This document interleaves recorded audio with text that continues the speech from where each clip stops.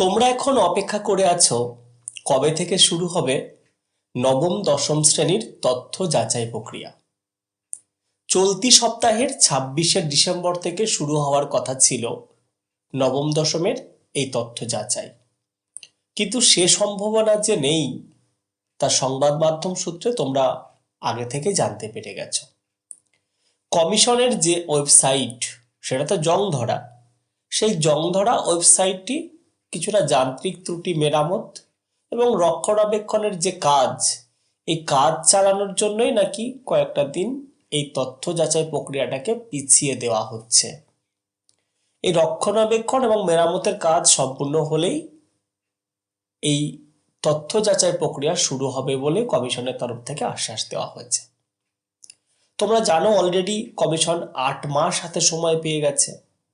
এই ৮ মাস সময়কালে সুপ্রিম কোর্টে হলফনামা দিয়ে জানিয়েছিল ২৬ তারিখ থেকেই তথ্য যাচাই প্রক্রিয়া শুরু হবে, কিন্তু কথার সাথে বাস্তবের কোনো মিল নেই।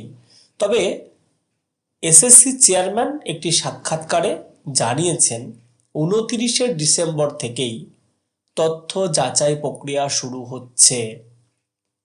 বাংলা এবং ইংরাজি এই দুই বিষয়ের তথ্য যাচাই দিয়েই শুরু হবে তথ্য যাচাই পর্ব।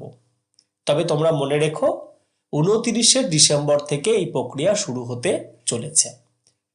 মোটামুটি এই তারিখটা চেয়ারম্যান জানিয়েছেন। এখন কতদূর এটা বাস্তবায়িত হবে, আদৌ ওই তারিখ থেকে হবে কিনা, তার সময় আসলে বোঝা যাবে, কারণ এদের তো টালবাহানার কোনো শেষ নেই। তবে দেখা যাক ২৯শে ডিসেম্বর থেকে তথ্য যাচাই প্রক্রিয়া শুরু হচ্ছে কিনা। আমাদের চেয়ে থাকা ছাড়া দ্বিতীয় কোনো পথ খোলা নেই। এর পাশাপাশি তোমরা ইন্টারভিউর জন্য পড়তে থাকো।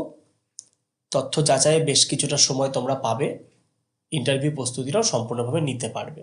সবথেকে ডেমো ক্লাসের ওপর জোর দেবে, তাহলে আশা করছি তোমাদের ইন্টারভিউ পর্বটা ভালো হবে।